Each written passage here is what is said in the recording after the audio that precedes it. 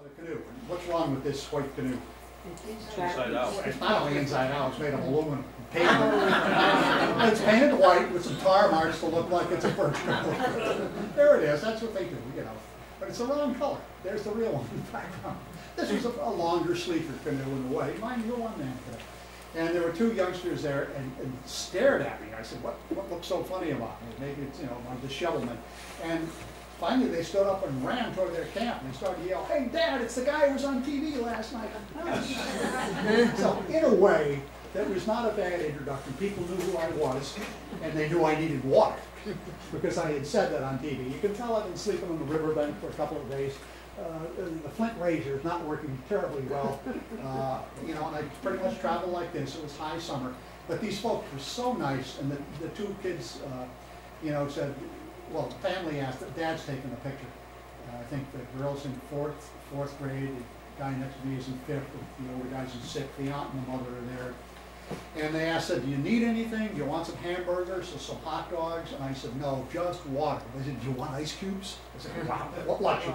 They had a little better camp than I had. But the kids were fun. They said, "Do you think you'll be there tonight? You know, or will you paddle harder when your goal is close?" All I could do was groan. I had hundreds of miles to go. So it was fun.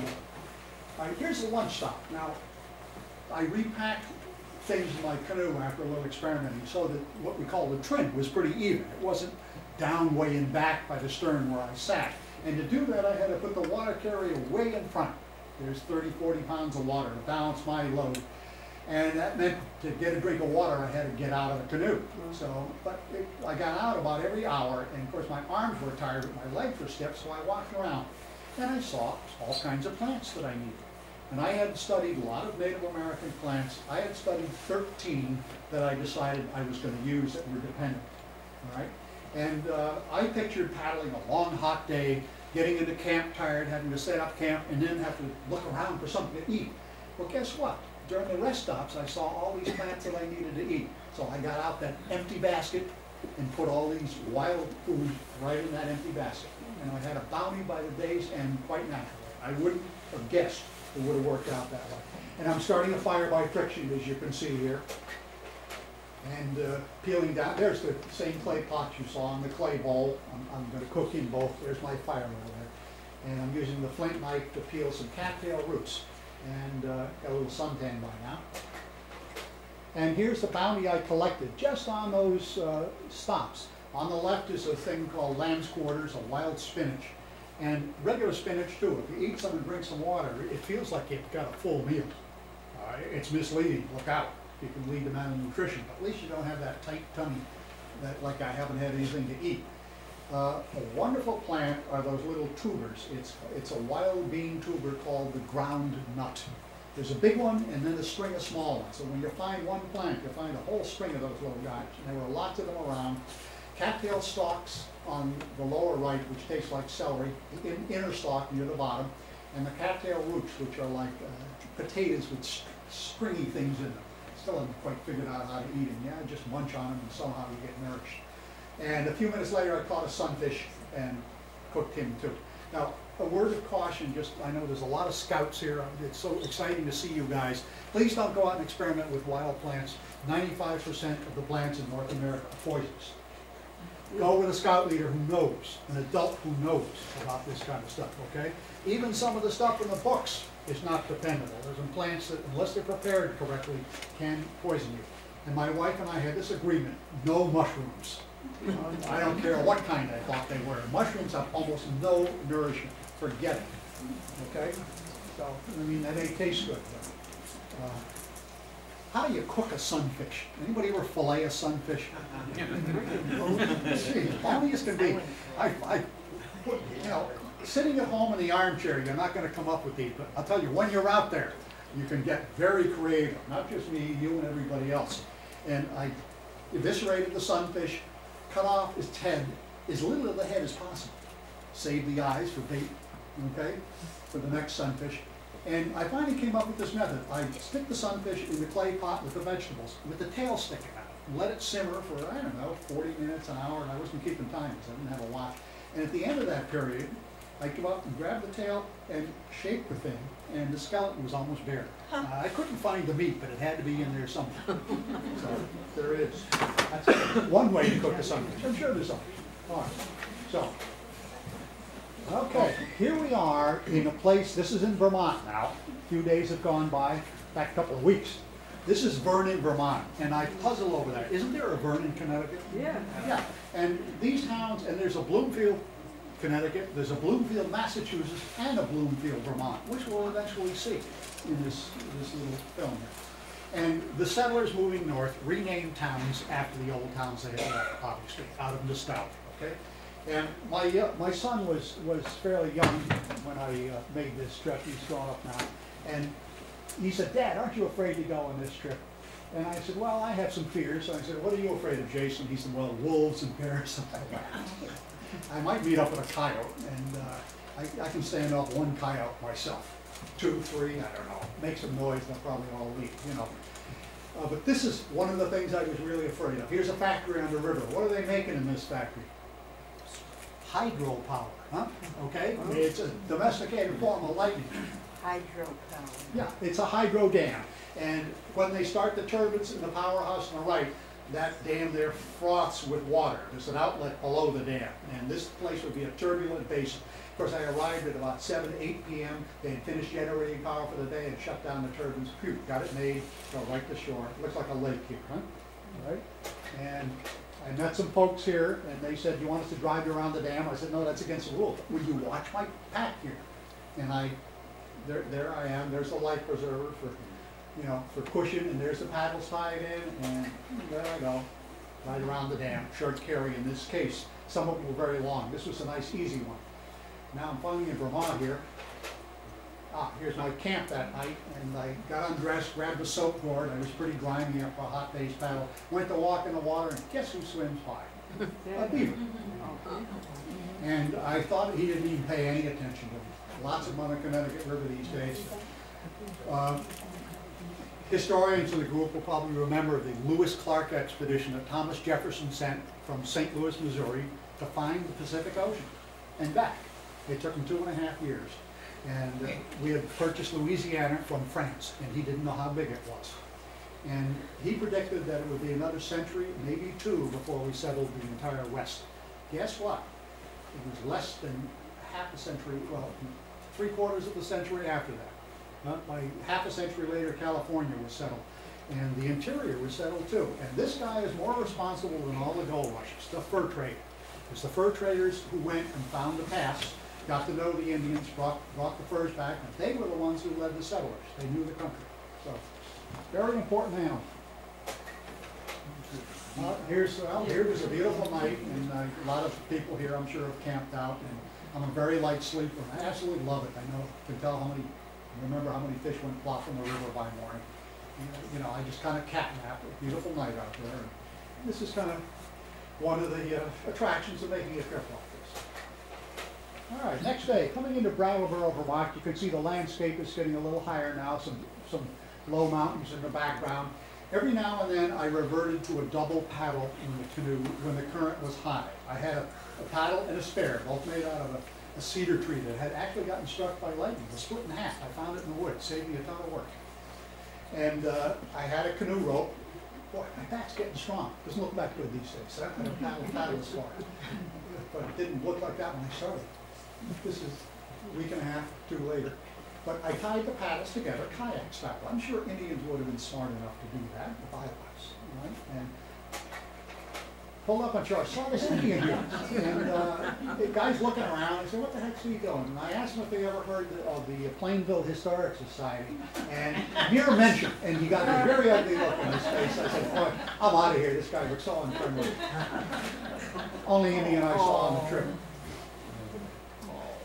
Just reflecting on how a canoe moves. A lot of people love motorboats, and I've been in them since when I was a kid. Occasionally go in them today, not very often. But I'll tell you, you really see things in a quiet moving canoe. This was quite curious. I saw 2 animals. I thought they were dogs on the shore at first. Their heads were down, and they were small, and they lifted their heads, and I realized they were 2 fawns. And I knew they couldn't be alone, so I got out my camera, set it for focus, hung it over my neck, and I took one very silent paddle stroke toward shore, laid the paddle down, and got the camera. And as I looked up through the camera, here was this doe. She had heard me. And an amazing thing happened. It was a cross breeze, and deer don't always trust their eyes or their ears, but they always trust their nose. And she couldn't smell me, and she wanted to know what I was. Of course, I was motionless, drifting toward her, looking through her camera. She couldn't see my eyes, which was good. And she walked into the water toward the canoe, and sniffed, walked closer, and the canoe got closer to her, and I was incredibly close, almost bumping her when I took the shot. She heard that one click of the camera and caught a scent of me and let out a snort, and all three were gone. Nice sighting. And, you know, in the speedboat, you're probably not going to see this. So it's worth paddling a canoe into out of the way places. Here's a little slate. I would document my little passage in where I was and bury a slate every now and then just for fun. You know, I don't know why. Okay, here's getting into the upper stretches of the Connecticut River. Now, it's been rather deep and wide up to this point, and I hear canoeists, any canoeists in the group probably? Yeah, and people talk about C strokes and J strokes to keep the canoe moving straight. Forget it, when you're going upstream, the name of the game is pull. You know, a C stroke or a J stroke is just going to waste power on you. After two strokes on one side, change sides, paddle on the other side. Throw the paddle over your head, you know, and catch it. But I developed pretty good technique with that. I was through the paddle behind me, so I didn't get the blade, so I didn't get water in the canoe. And the river is getting shallower and getting closer to Canada, and I realized at some point things are going to change. And I even saw an eagle at this point fishing, you know. Here's Sumner Falls. This is one of the few falls left on the Connecticut River. There's no dam at this fall because it's only a 12-foot drop. Sharp Rock, somebody usually gets hurt swimming here every year. I have a question. Yeah. Who took that picture? Okay, very, very good question. I met some people at Sumner's Falls who took a picture, but there are others you will see where I had a little tripod that I set up the camera on timer and rushed into the picture. Oh. Very good question, yeah.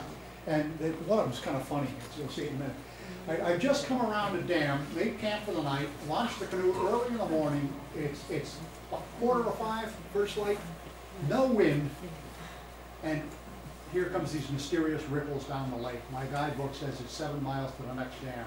So I said, uh-oh, something's going on up there, and I don't like it. I paddled furiously and made record speed up there. And here I'm approaching Moore Dam. This is the biggest power project on the river.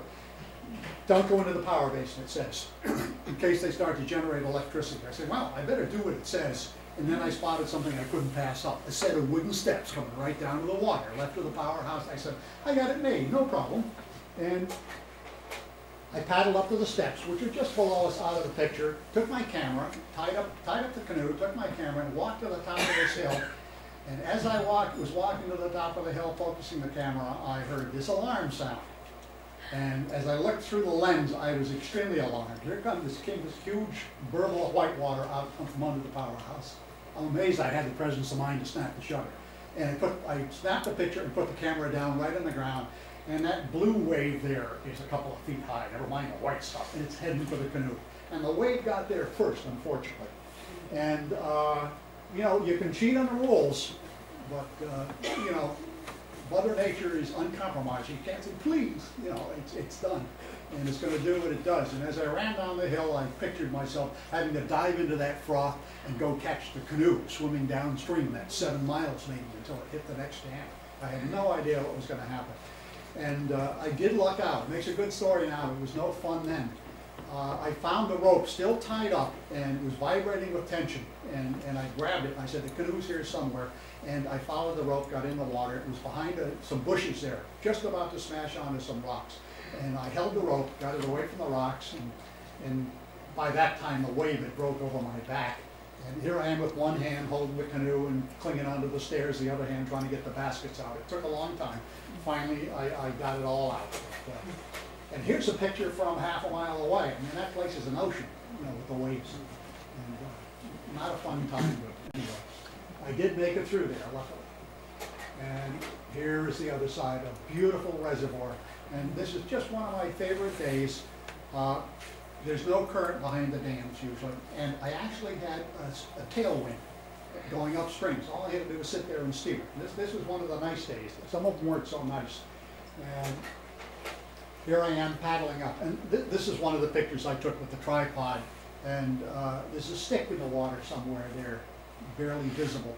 But there's two of me. There's one of me sailing, just sailing into the picture. There's another of me sailing out of the picture. And there's a third one of me almost falling out of a canoe, trying to get into the picture on time. This is the only one that came out. But if you look far on the right, there's the presidential mountain ranges, and Mount Washington's that shadow. See it? The second one back there. So a lot of people know where this is. But gorgeous day, and here, oh, little red fox. I saw him, boy, he saw me. Got out the camera. So, again, traveling in that slow canoe.